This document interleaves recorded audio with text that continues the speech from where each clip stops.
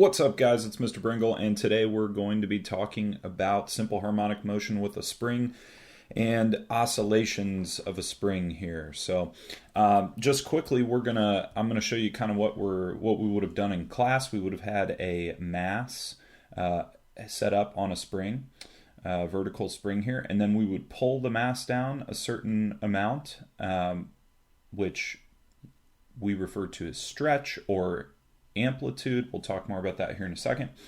And then we let it go and it'll oscillate. You'll notice that there's a motion detector down here, and then we have a position versus time graph, and it's actually going to chart the motion for us. So just to show you real quick, it's as if this was pulled down and then let go and it starts oscillating right here. And then you'll notice that the position versus time graph, this is showing the oscillations, right? It's moving away from, so it's bouncing up and down and up and down and up and down and up and down. And it creates that nice wave pattern there for us, which is why we're talking about this. Okay, so a couple things that I want to discuss before we do anything else. This equation right over here, F equals kx. This is the equation for a spring, and this force, F stands for force, and specifically it is called the restoring force. Okay, so that is the force that the spring is exerting on that mass, trying to get it back to the equilibrium position. So, you know, if the mass normally sits right here along this dotted line, and this, you know, the spring is up here like this, and then it's pulled down, that spring is going to exert a force on the mass that is going to want to bring it back to that equilibrium position. And then it goes above the equilibrium position, and then it's wanting to go back down. And so that's what we call that restoring force right there. Okay. K is a constant. It is called the spring constant, and it's essentially a measurement of how stiff the spring is. Okay, so a really high K value is a very stiff spring, so it's hard to stretch and it's going to snap back into place if it is stretched. And then a very low K value would be like, imagine like a slinky that's very easy to pull apart. Okay, and then X over here, X is the stretch of the spring from the equilibrium position. So again, if we have a string or a spring drawn here and it's normally sitting here, but then we pull it down to right here, that value from here to here would be X, which is your stretch. This is also referred to as the amplitude. Okay, so we're stretching it down a certain amount and then letting it go, and then it's oscillating back and forth above some equilibrium position. So that is also amplitude, referred to as amplitude there. Okay, so let's go ahead and jump into some experiments here. So what I've done is I've set up a little spreadsheet over here that we can use. And I've got, we're going to test the spring constant, we're going to test the mass, we're going to test changing amplitude and the gravitational field. And we're going to see what effect these things have on the spring. Okay. So the first thing we're going to do is we're going to start with a spring constant of 10 newtons per meter. I'm actually going to zoom out here for us so that we can see the graph at the same time. We're going to leave the mass at 100, the amplitude at 1 centimeter, so that, remember, that's the stretch, how far down the mass is pulled before it's let go. And then our standard gravitational field of 9.8 meters per second squared. So I'm going to hit collect here. And here goes the wave. There's the oscillation of the mass there. So with a spring constant of 10 newtons per meter, okay, so that's one thing I neglected to mention with units of newtons per meter. This is basically how much force is stored per meter in that spring. Okay, so what I want to do here on this spreadsheet is I want to count the number of waves that were created along this 4-second time interval. So notice that we are only going to 4 seconds along our x-axis here. So if we're able to compare the number of waves that have been made every 4 seconds, we can kind of figure out what's happening with the wavelength, the period, and the frequency. Okay, so let's zoom in here and let's count waves. So this is a trough right here. So I'm going to go over 1, 2, 3, 4, 5, 6. There's about 6.5 waves here on this first test. So again, it started at a trough right here. So remember, one wavelength or one cycle would be to the next trough. So I was just counting those out, and it gave me 6.5 waves per 4 seconds. Okay, so now what we're going to do is we're going to reset this. We're going to increase the spring constant to 20. We're going to go ahead and collect that data again. So this time you can see there's more waves, right? So we're again starting at a trough. We're going to go 1, 2, 3, 4, 5, 6, 7, 8, 9 waves this time. Okay, so there's 9. That number has increased. We'll go back up here. We're going to reset it. We're going to go to 30, and we're going to run that again. Okay. We'll start counting here. 1, 2, 3, 4, 5, 6, 7, 8, 9, 10, 11. So this time there are 11 waves. Okay, so now let's talk about what happened there. So as we increased the spring constant, we were increasing the stiffness of that spring. So let's just kind of go back and let's watch the spring this time. So you can see it's very loose spring. Notice how the spring stretched out more. So this is a very low K value, a low spring constant. So it's more like a slinky, easy to manipulate that spring. Okay, reset that and bump it up to 20. Notice how the spring shrunk because it's getting stiffer. Okay, so now it's not oscillating as far down. It's more quick, sharp movements there. And then we go up to 30. The spring gets even stiffer, and you can see it's really moving up and down quickly. Okay, which is creating this right here. So we can kind of, let's just look at this wave. Just take a look at this wave here, and then I'm going to go back to 10 newtons per meter and look at that wave, right? It's a lot more spread out. So you can see that the 30 newton per meter K value, the one that we were just looking at, has a lot more peaks and valleys, crests and troughs there. So what does that mean? Well, let's talk about it in terms of wavelength, period, and frequency. So if this is 10 newtons per meter here, okay, think about the wavelength as the distance between these peaks, and then I bump this back up to 30, look at it again. Did that distance get bigger or smaller? It got smaller, a lot smaller, right? So wavelength here is decreasing. Okay, wavelength is decreasing. Now let's talk about the period. Well, the period is the time that it takes to go for this point on the wave to move to the next position where a crest is. Okay, so if the wavelength decreased, then that means the period also decreased because the distance from here to here changed. And again, we can go back and look at this here. So basically there are less waves per 4 seconds when we do 10 newtons per meter. So our period also decreased. Okay, period also decreased. Wavelength and period are directly proportional. So if your wavelength decreases, then your period is also going to decrease. Okay, and then you should be able to guess here, if you remember the relationship between wavelength and frequency, those are inversely proportional. So I can already say, well, I know that the frequency increased, but let's go ahead and take a look at that. Remember, frequency is the number of peaks per second, okay, per unit time. So that's really just counting how many times do you get hit. Like if we were standing wherever 1 second is right here, with the 10 newton per meter K value, we only got hit with 2 peaks, by that time, okay? But if I reset this and go back up to 30 again, well, by 1 second, now we've been hit with 1, 2, 3 peaks. Okay, so 3 peaks by 1 second. So the frequency is increasing as we increase the K value here. Okay, so the way to think about this is that if you increase the K value, so let's look over here at this equation. If this number is increased right here, okay, and we are let's think about it like this: F is equal to MA, right? Well, if you increase the K value, it's going to increase the restoring force, okay?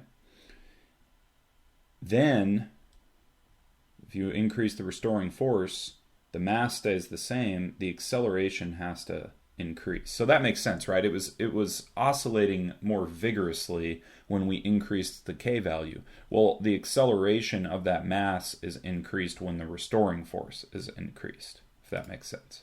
Okay, so now let's go look at changing the mass here. So what I'm going to do is I'm going to reset this. We're going to go back to the original, which I believe was 20 newtons per meter, and we're going to start with 100 gram mass. Okay, and let's go ahead and collect that data there. So this is 100 grams, and we're going to go ahead and count the waves. So it starts at a trough: 1, 2, 3, 4, 5, 6, 7, 8, 9. So we got 9 waves there to start off with. Okay, we'll go back over here. I'm going to reset this, change it to 200 grams. We'll collect that data. So let's go ahead and count the waves here: 1, 2, 3, 4, 5, 6.5. So this one has gone down this time for good measure. Let's go ahead and look at 300 grams. Starts at a trough again: 1, 2, 3, 4, 5, and a quarter, but I'm just going to put in 5.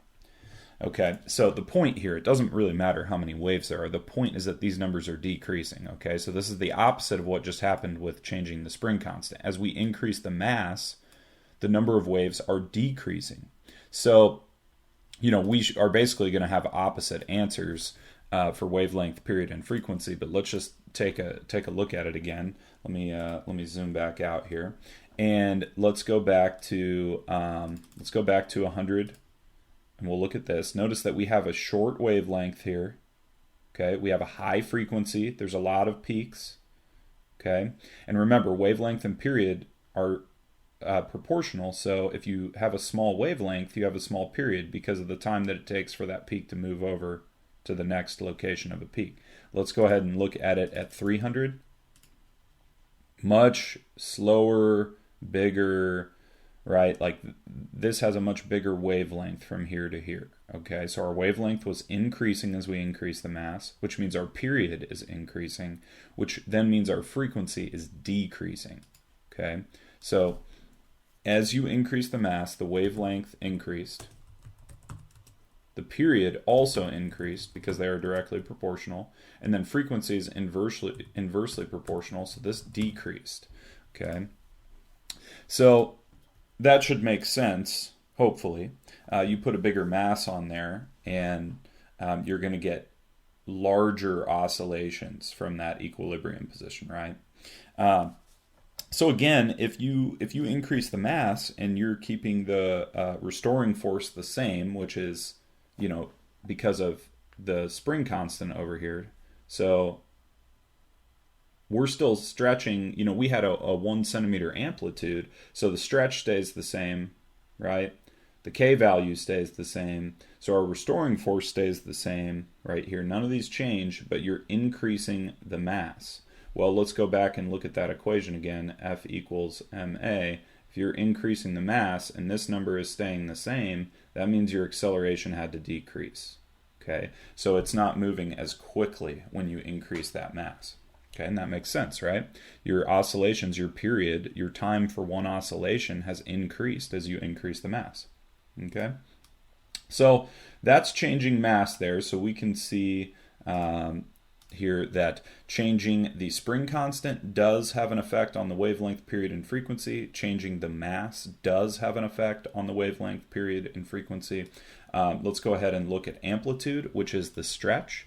So again, to reiterate here, that is the how far down we pull the mass. So this is saying when it says amplitude in centimeters 1, that's saying that we're going to pull the mass down 1 centimeter from where it normally rests. Then we're going to let it go, and we're going to let the mass oscillate from there. Okay, so let's go ahead and start with 1 centimeter, and we'll look at that. Okay, so we'll count the number of waves here: 1, 2, 3, 4, 5, 6.5. Okay, so 6.5. Let me get rid of these. Not sure why that's in there. So that's 6.5. Okay. let's go ahead and reset. We'll move it to 2 centimeters amplitude. Now notice that the peaks, the distance here from the equilibrium position is different now. It looks bigger, but let's count the waves. 1, 2, 3, 4, 5, 6 and a half. Okay, so that time it didn't change the number of waves, but it did change the amplitude there, which makes sense because we changed the amplitude. Let's go ahead and increase the amplitude again. So we should see a greater distance between the equilibrium position and the peaks and troughs. And there you can see that it's going up higher and lower now. Let's count the waves. 1, 2, 3, 4, 5, 6 and a half. Okay, so what we're seeing here is that when you change the amplitude, even though these waves look quite a bit different, so there's 3 centimeters, let's go back to 1 just to get a visual on that. Look how much more shallow that peak is from the middle. Again, I'm going to go back, we'll go up to say 4 this time. Now look how high it's getting from the equilibrium position. But it's not changing the number of waves, okay? So the distance, so it has not changed the distance between the peaks or the troughs. It's staying the same. So that means that the wavelength is the same, the period is the same, and the frequency is the same, right? So if we were looking at these peaks, even though they're getting higher, they're not moving along the x-axis here. They're occurring at the same time each time. Okay, we're always ending with the same number of waves. Well, so the point here is that by changing the amplitude or the stretch of the spring, you do not change wavelength, period, or frequency. Okay, and the reason for this is because while you are increasing the distance that this mass has to cover, if you think about it, it's going to be moving faster. It's going to be accelerating more. Okay, so it's going to be since it has more distance to cover, the only way to keep it the same would be to also increase the speed that it's moving at. Okay, so its average speed is going to stay the same. And that way, none of these things change here. Okay, in terms of wavelength, period, and the frequency. Okay, so the last thing that we'll take a look at here is changing the gravitational field strength. Which is the acceleration due to gravity. Okay, so what I'm going to do here is we'll go back to 1 centimeter. I'm just going to go with the lowest, 3.4. So notice what's happening here. When I change the gravitational field strength, I want you to look over here at the mass. Okay, so I increase it, and it moves down. Increase it, moves down. Increase it, moves down. Increase it, moves down. Well, let's be careful about this. So think about being on the Earth and the Moon. Right? They have a different value for G. G here on Earth is 10 meters per second squared, or 9.81, right? On the Moon, it's less. So that's why you see when somebody is moonwalking, they're kind of floating, right? Because gravity's not pushing down on them as much. They're not accelerating down as quickly as we do here on Earth. So when I decrease the field strength, what's happening is it's decreasing the weight of this object. Now remember that weight, Fg, is equal to the object's mass times the acceleration due to gravity. So we have to be really, really careful here because the key is that the mass does not change. This mass does not change, but the weight of the object does change. Okay, so that, remember, weight is a force. All right, so keep that in mind as we go through this here. All right, so we're going to start with 3.4. So this does not weigh very much because we've decreased the gravitational field strength. When we increase it, it does weigh more. Okay. Now let's go ahead and collect data here. We'll count the waves. 1, 2, 3, 4, 5, 6 and a half. Okay. So we're starting with 6.5. We'll go back over here. We're going to increase the field strength to 5.1. 1, 2, 3, 4, 5, 6 and a half. Okay, so that didn't change anything. Let's make sure that's not a fluke. We'll increase the field strength again. 1, 2, 3, 4, 5, 6 and a half. Okay, so It didn't change anything. Well, you'll notice that these look different. If I go back to 3.4 here, it's higher up, right? So let's think about that for a second. Remember, this is only position over here. So what that's saying is, because it weighs less, its equilibrium position has been shifted up, okay? Now, when it weighs more, the equilibrium position has been shifted down. Notice that the first wave was up here at about 50 centimeters, and it's now around 40, okay? So that's just by changing the weight of the object. It's moving, as it moves up, we're shifting the equilibrium position, which is basically where it sits without being pulled by anything. So that's the key here, is that when you change the gravitational field strength, you're not changing the mass, okay? It's also not changing the spring constant or anything in here. It's only changing the weight. So this is a little bit complicated. It might not make a whole lot of sense just trying to think about it. It's better discussion to have in class where you guys can ask questions. But increasing or decreasing the gravitational field strength does not change the wavelength, period, or frequency of that spring oscillation. It only shifts the equilibrium position. Okay, so the only thing that affects that oscillation is this force over here, this one here, the restoring force of the spring, and that is affected by these two things: the stretch of the spring X and the spring constant K. So the force that pulls that mass back toward the equilibrium position when it's displaced from it is not affected by the acceleration due to gravity. And again, that's not, I don't want you guys to get confused. It's a little bit complicated, but it's basically negligible. It doesn't affect it here. Okay? So when we come back to our chart over here, we can say that the wavelength is the same, the period's the same, and the frequency is the same. It doesn't change anything. So main takeaways from these interactive notes here: spring constant and mass affect the period, frequency, and wavelength in the oscillation of a spring. Okay, and that can be seen in this equation right here. Remember, because your K value and your stretch right here, this obviously affects that force right there. And then remember, we also talked about this equation, F equals ma. So that's where the mass comes into play right there.